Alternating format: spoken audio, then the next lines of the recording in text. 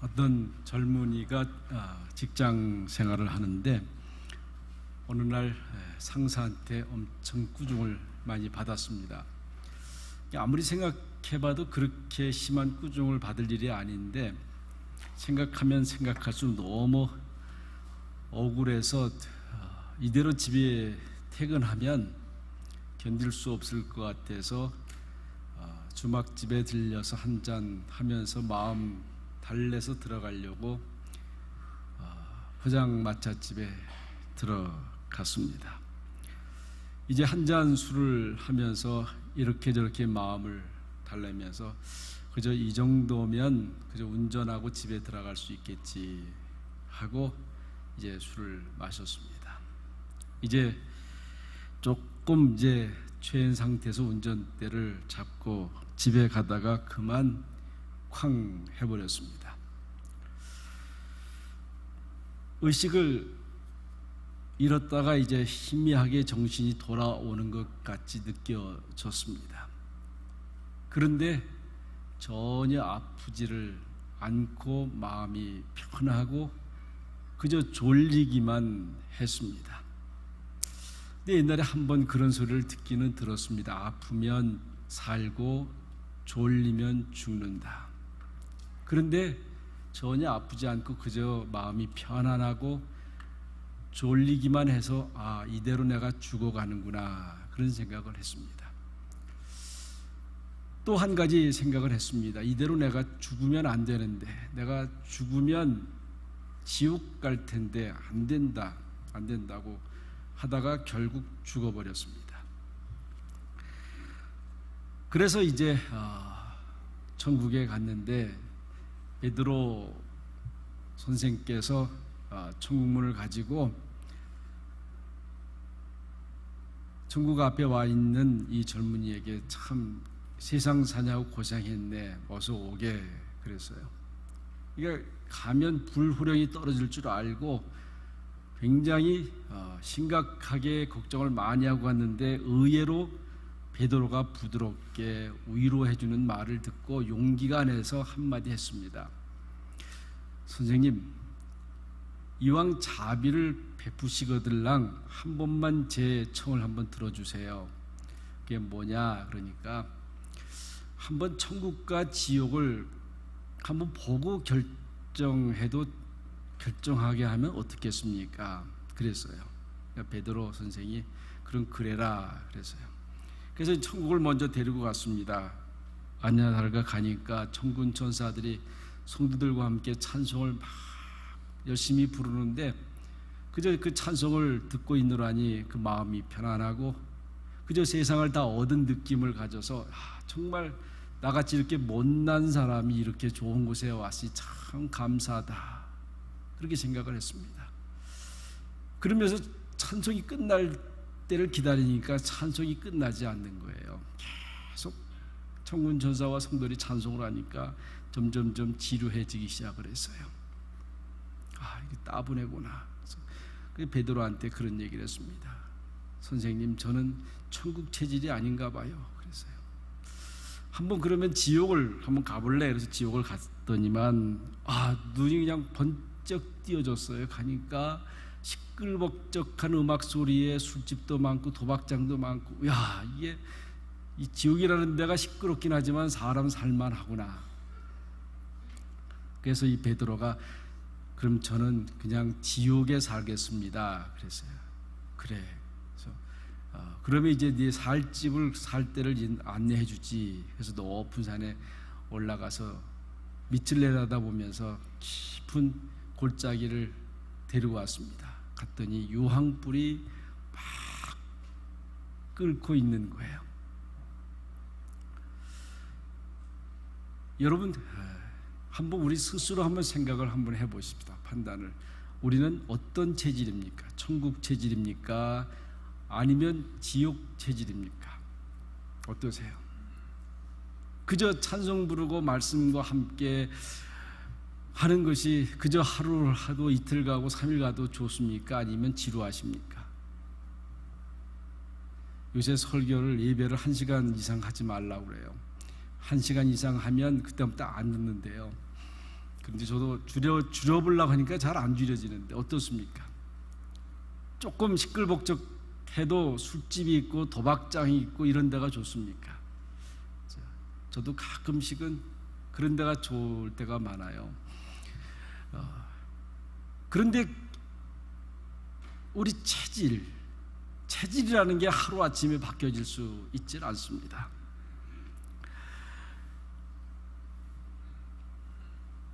그러면서 이제 베드로가 그런 거예요. 아까 본 그 지옥은 너무 좋은데, 그죠?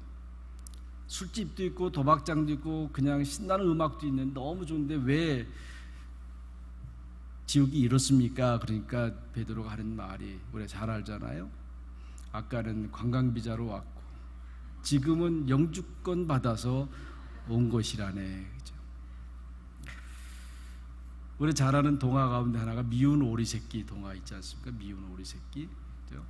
이렇게 오리 새끼들이 이렇게 종종 막 이제 수영도 하고 뛰기도 하고 그러는데 늘 한 마리가 구박을 많이 받았어요. 다른 새끼들이 막 자기들 모습하고 좀 다르니까 막 찍어대고 놀려대고, 그러니까 늘 이 미운 오리 새끼는 외로운 거예요. 그래서 그러다가 어느 날 이렇게 높이 날아가는 백조를 보고 나도 저 백조처럼 날아보고 싶다, 막 그런 소원이 있었어요.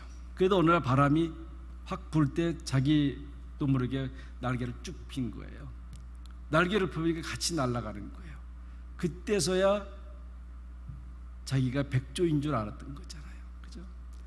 어쩌다가 그 백조, 아리, 오리 둥지에 들어가서 같이 태어났지만 본래적으로 그는 오리가 아니었잖아요. 백조였단 말이죠.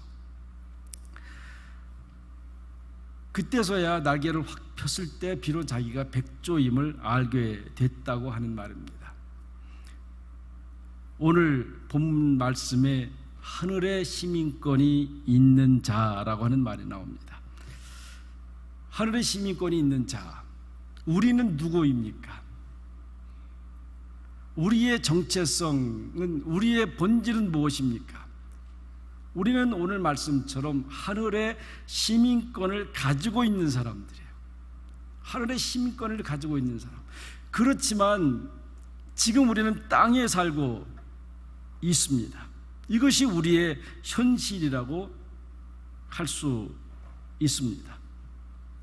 언젠가는 원래 시민권을 가지고 있는 그 나라에 가서 살 때가 있습니다. 단지 우리는 지금 그 나라를 소망하고 살아갈 뿐입니다. 하늘의 시민권을 가지고 있는 자. 여러분, 로마의 시민권의 위력은 대단했습니다. 바울에게 보았듯이 그가 유대인이면서도 로마의 시민권을 가지고 있었기 때문에 어디라도 갈 수 있었고, 특별히 재판을 받을 때 황제 앞에 가서 재판받을 권리를 가지고 있었습니다. 70년대에 미국 이민 가는 분들을 공항에 태워다 주면서 참 부러웠습니다. 미국에 영주권을 가지고 이민 가는 사람 아주 당당했습니다. 이미 영주권을 받은 것 그 자체가 그 사람의 인생이 성공한 것으로 많은 사람들에게 시작되었습니다. 어떻게 해서라도 미국 영주권 하나 받는 것.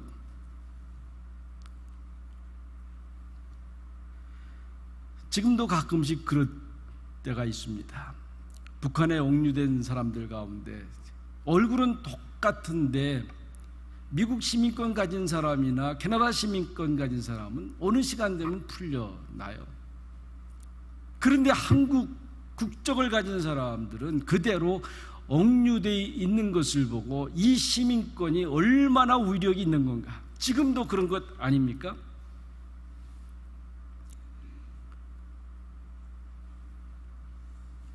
요새 한국 국적 가지고 있는 분들 하나 좋은 게 하나 있어요.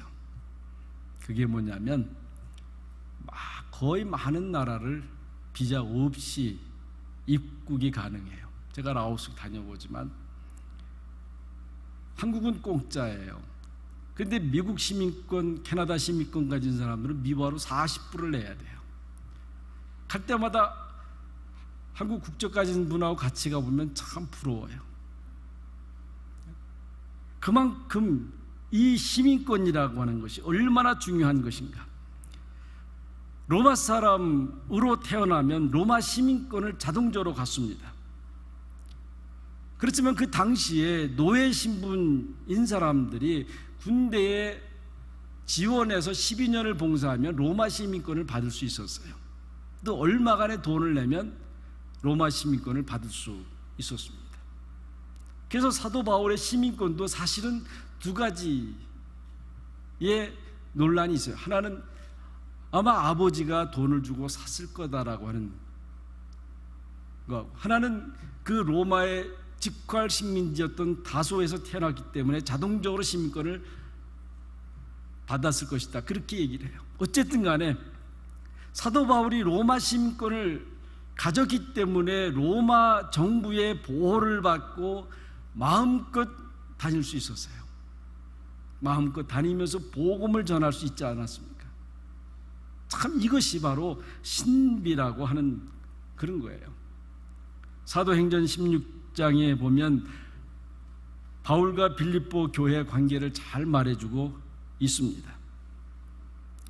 오늘 본문은 사실은 사도행전 16장에 나와 있는 그 사건을 이해할 때 좀 더 쉽게 이해할 수 있는 그런 이야기입니다.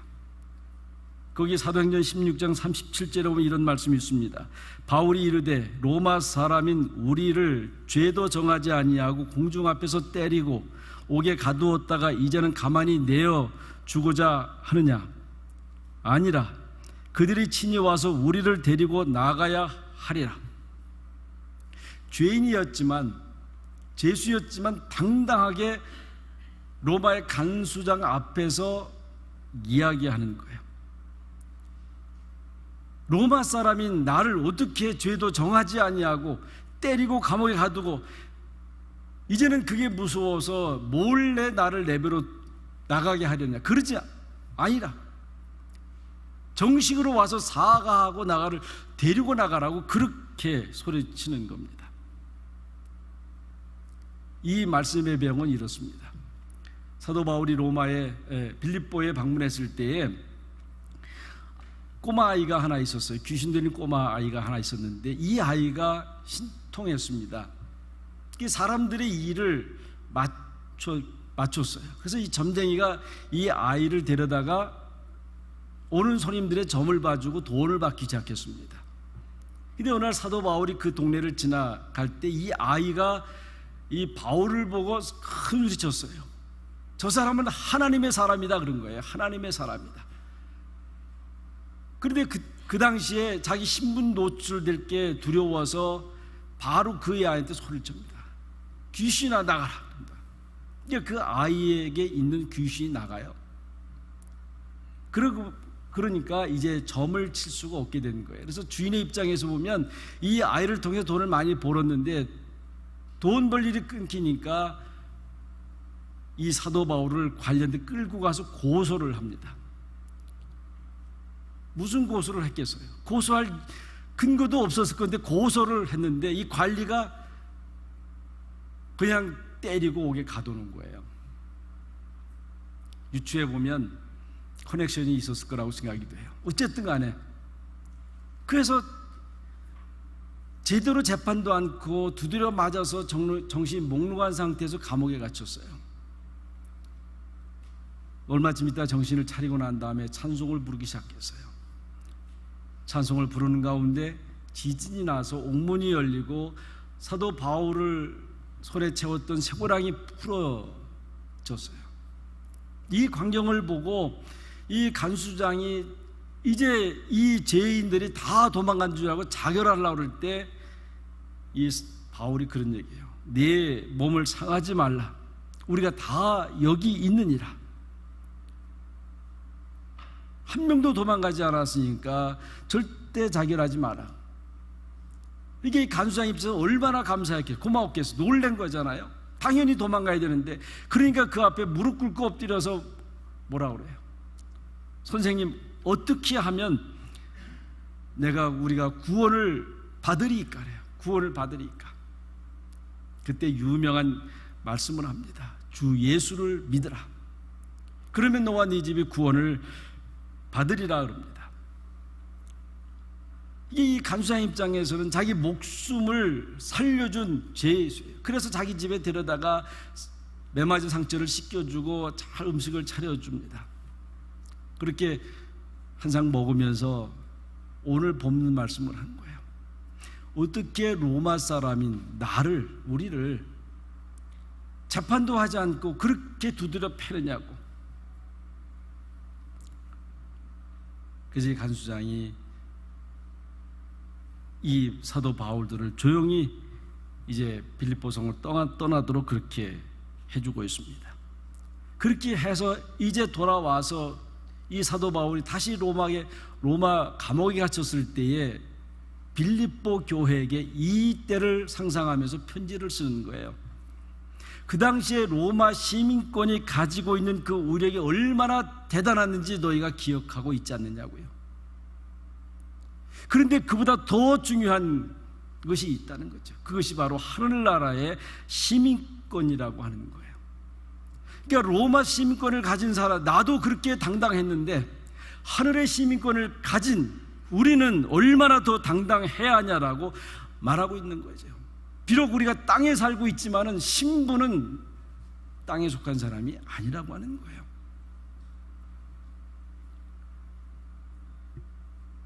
아마 우리는 다 그럴 거예요. 갖고 싶은 만큼 다 가지지도 못했을 거예요. 되고 싶은 만큼 다 되지도 않았을 거예요. 그러나 조금 우리가 생각해 보십시다. 혹 가졌다고 하는 사람들을 한번 보세요.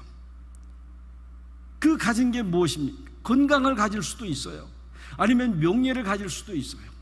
아니면 부를 가질 수도 있어요. 그런데 오늘 성경 말씀은 그것을 자랑하는 사람은 그것으로 인해서 멸망하고 결국 부끄러움을 당하리라고 말하고 있어요. 왜요? 땅에 속한 사람들이기 때문에 그렇다는 거예요. 여러분, 땅에 속한 사람들은 자랑할 게 그거밖에 없는 거예요.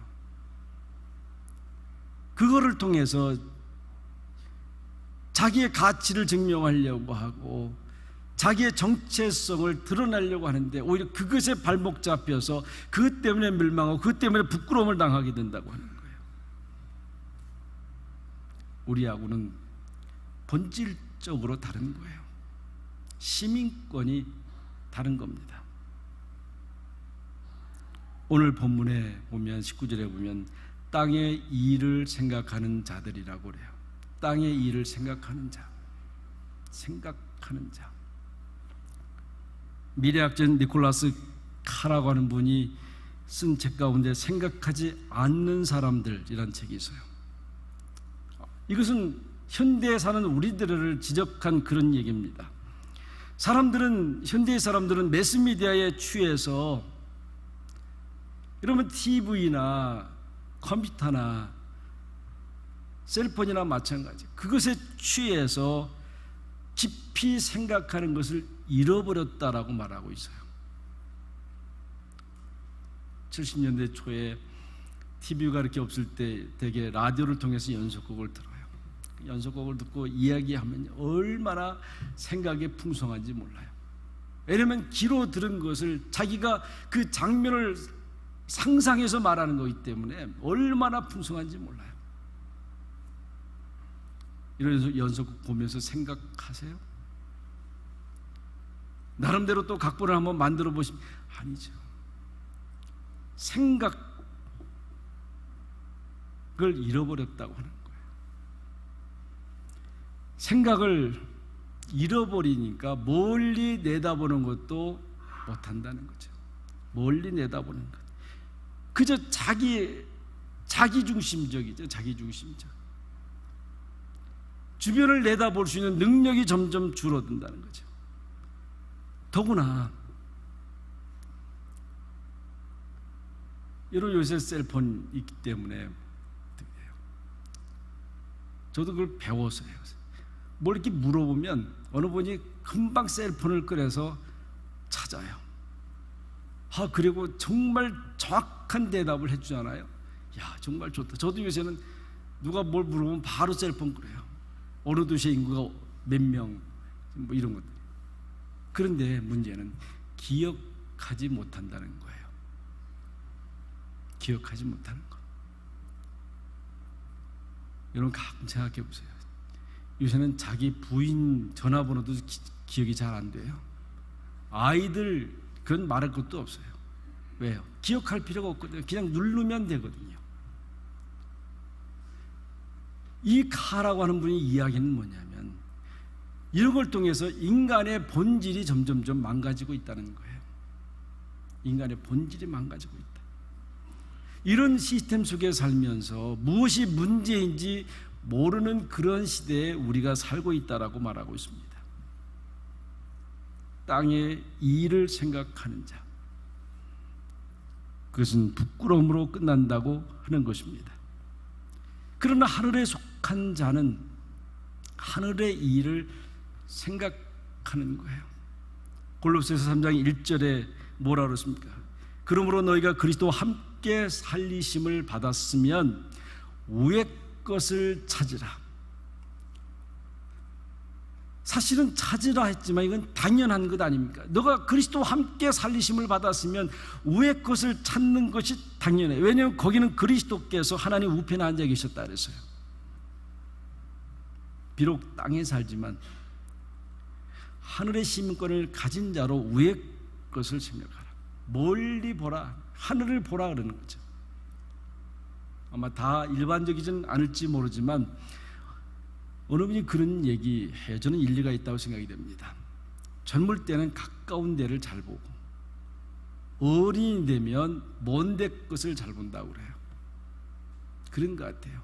가까운 것을 이런 보려면 어린 되면 돋보기를 봐야 되는데 멀리는 안경 없이도 잘 봐요.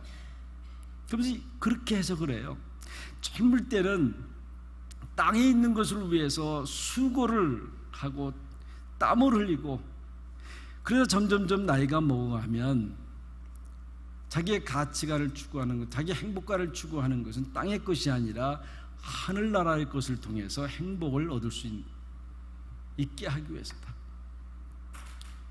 참 행복이라고 하는 것은 가깝게 땅에 있는 것이 아니라 하늘나라에 있다. 그래서 하나님이 물리적으로 그렇게 하신다고. 어쨌든 이렇게 되는 얘기인지 안 되는 얘기인지 모르지만 그런 거 같습니다.